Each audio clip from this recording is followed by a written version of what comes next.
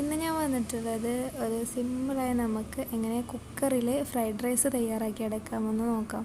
അപ്പോൾ നമുക്ക് അതിലേക്കുള്ള ഇൻഗ്രീഡിയൻസ് എന്തൊക്കെയാണെന്ന് ആദ്യം നോക്കാം.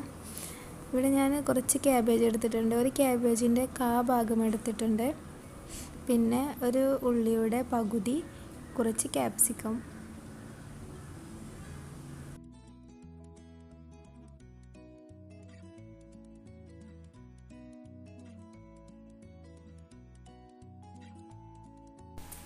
ഇനി നമുക്ക് ഫ്രൈഡ് റൈസ് എങ്ങനെ തയ്യാറാക്കി എടുക്കുന്നതെന്ന് നോക്കാം.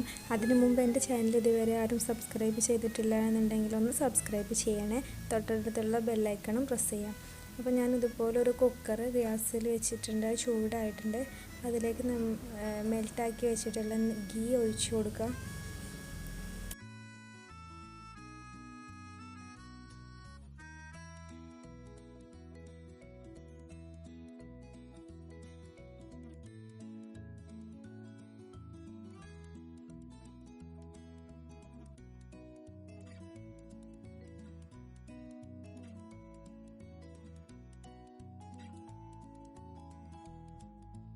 ചൂടായി വന്നിട്ടുണ്ട്. അതിലേക്ക് നമ്മൾ 2 മുട്ട അടിച്ചത് ഇട്ട് കൊടുക്കുന്നുണ്ട്. അതൊന്ന് ജസ്റ്റ് ഒന്ന് ചിക്കിയെടുക്കാം.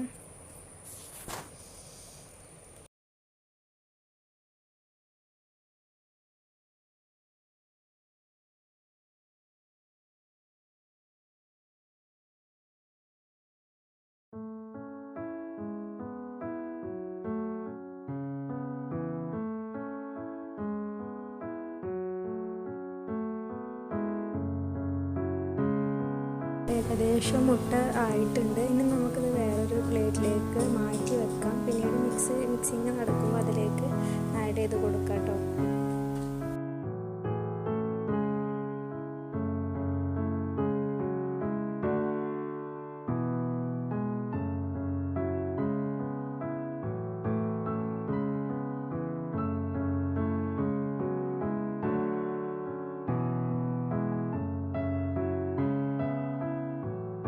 അപ്പോൾ എല്ലാ മുട്ടയും നമ്മൾ ചിക്കി എടുത്തിട്ട് മാറ്റി വെക്കുകയാണ്. അതിന് ശേഷം അതിൽ ആ സെയിം കുക്കറിലേക്ക് തന്നെ കുറച്ചുകൂടി മെൽട്ടായിട്ടുള്ള ഗീ ആഡ് ചെയ്ത് കൊടുത്തിട്ട് നമ്മൾ നേരത്തെ അരിഞ്ഞ് വെച്ചിട്ടുള്ള ക്യാബേജും ഒണിയനും ക്യാപ്സിക്കം എല്ലാം ഒന്ന് ജസ്റ്റ് ഒന്ന് വഴറ്റിയെടുക്കാം. ഒരുപാട് വേവേണ്ട ആവശ്യമില്ല, ജസ്റ്റ് ഒന്ന് വഴറ്റി എടുക്കണം. അപ്പോൾ ഗീ ഒന്ന് ചൂടായി വന്നിട്ടുണ്ട് കേട്ടോ. അപ്പോൾ അതിലേക്ക് നമുക്ക് ആഡ് ചെയ്ത് കൊടുക്കാം.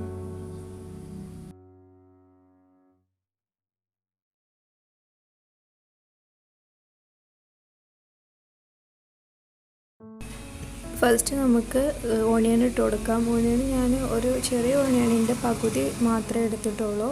പിന്നെ ക്യാബേജും ഒരു ഫുൾ ക്യാബേജിൻ്റെ ഭാഗം മാത്രമേ എടുത്തിട്ടുള്ളൂ. ക്യാപ്സിക്കം ഒരു ക്യാപ്സിക്കത്തിൻ്റെ പകുതി എടുത്തിട്ടുള്ളൂ. ഇത് ഓരോരുത്തരുടെ റൈസിനനുസരിച്ചിട്ടാണ് കേട്ടോ എടുക്കുന്നത്. ഇത് നിങ്ങൾക്ക് കൂട്ടിയും കുറച്ചൊക്കെ എടുക്കാം. വെജിറ്റബിൾസ് നിങ്ങളുടെ ആവശ്യത്തിനനുസരിച്ച് എടുത്താൽ മതി കേട്ടോ, റൈസിനനുസരിച്ച്. ഇതിപ്പോൾ ഞാൻ കുറച്ച് റൈസ് ആയതുകൊണ്ടാണ് ഇത്ര എടുത്തിട്ടുള്ളത്. നിങ്ങൾക്ക് കൂടുതൽ റൈസ് യൂസ് ചെയ്യുന്നുണ്ടെന്നുണ്ടെങ്കിൽ അതിനനുസരിച്ച് കൂട്ടിയിട്ട് വെജിറ്റബിൾസ് ഇതിലേക്ക് ആഡ് ചെയ്ത് കൊടുത്താൽ മതി.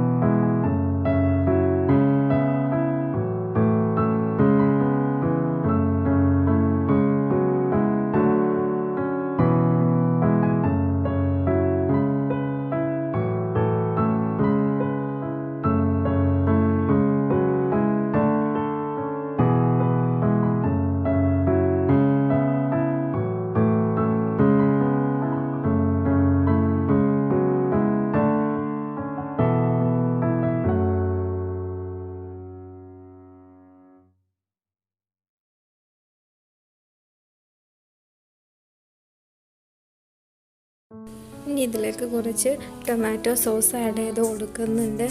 അത് കുറച്ച് കൂടുതൽ ഒഴിക്കുന്നുണ്ട് കേട്ടോ, കാരണം ഫ്രൈഡ് റൈസ് ആകുമ്പോൾ അതിൻ്റെ ഒരു ടേസ്റ്റ് എന്ന് പറയുന്നത് ഒരു കെച്ചപ്പിൻ്റെ ടേസ്റ്റൊക്കെയാണല്ലോ നമുക്ക് വരിക.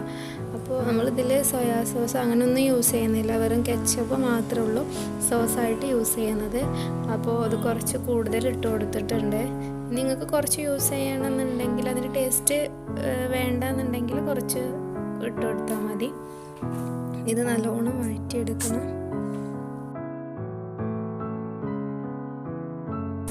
ഇനി ഇതിലേക്ക് നമുക്ക് കുറച്ച് ഫ്രൈ ചെയ്ത ചിക്കൻ ഇട്ട് കൊടുക്കാം. കുറച്ച് മാത്രമേ ഇട്ട് കൊടുക്കുന്നുള്ളൂ കേട്ടോ. ഒരു പീസ് ചിക്കനൊക്കെ ഫ്രൈ ചെയ്തെടുത്താൽ ഇതിലേക്ക് ആഡ് ചെയ്ത് കൊടുത്താൽ മതി.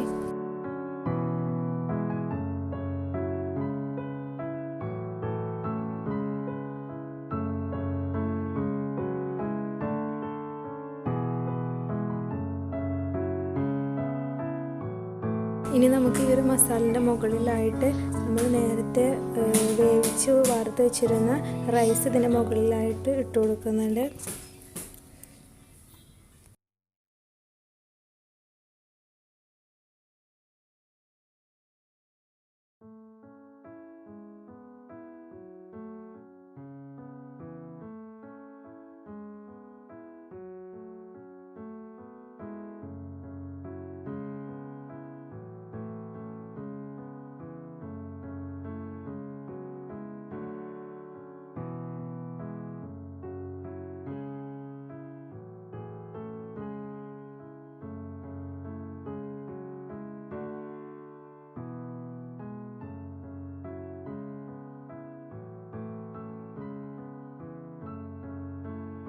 അപ്പോൾ നമ്മൾ റൈസ് എല്ലാം ഇതിലേക്ക് ആഡ് ചെയ്ത് കൊടുത്തിട്ടുണ്ട്. നമുക്ക് മൊത്തത്തിൽ ഒന്ന് മിക്സ് ചെയ്തെടുക്കാം. എല്ലാ ഭാഗത്തേക്കും മസാലാസും ആ സോസിൻ്റെ ആ ഒരു ടേസ്റ്റൊക്കെ എല്ലാ റൈസിലേക്കും നമുക്കൊന്ന് ചേർത്ത് കൊടുക്കാൻ വേണ്ടിയിട്ട് മൊത്തത്തിൽ മിക്സ് ചെയ്തെടുക്കുന്നുണ്ട്.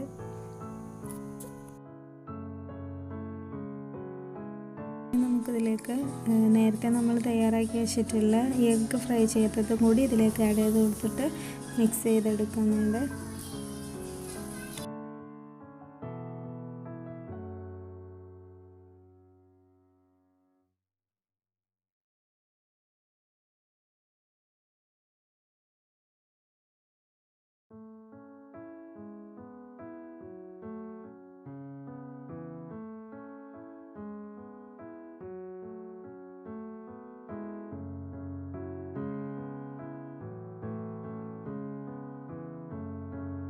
അപ്പോൾ ഏകദേശം നമ്മൾ ഫ്രൈഡ് റൈസ് റെഡി ആയിട്ടുണ്ട് കേട്ടോ. അപ്പോൾ അറ്റ് ലാസ്റ്റായിട്ട് നമുക്ക് കുറച്ച് ലെമൺ ജ്യൂസ് ഇതിലേക്കൊന്ന് പിഴിഞ്ഞ് ഒഴിച്ചു കൊടുക്കാം.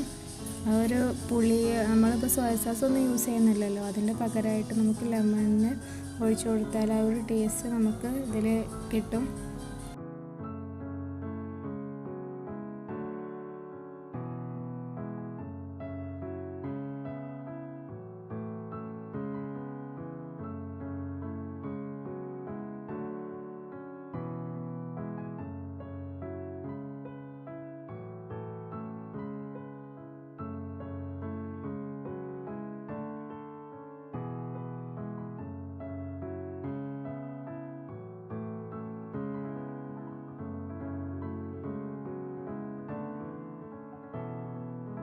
അപ്പോൾ ഫ്രൈഡ് റൈസ് ഏകദേശം റെഡി ആയിട്ടുണ്ട്. നമുക്ക് ലാസ്റ്റായിട്ട് മല്ലിയിലയും കൂടി ഒന്ന് ഗാർണിഷിങ്ങിന് വേണ്ടിയിട്ട് ഇതിലേക്ക് ഇട്ട് കൊടുക്കാം. കുക്കറിൽ തയ്യാറാക്കി എടുത്ത ഫ്രൈഡ് റൈസ് ഇവിടെ റെഡി ആയിട്ടുണ്ട് കേട്ടോ. അപ്പോൾ എല്ലാവരും ട്രൈ ചെയ്ത് നോക്കണം, വളരെ ടേസ്റ്റിയാണ്. എല്ലാവരും ട്രൈ ചെയ്ത് നോക്കിയിട്ട് കമൻറ്റ് അറിയിക്കണേ. Thanks for watching.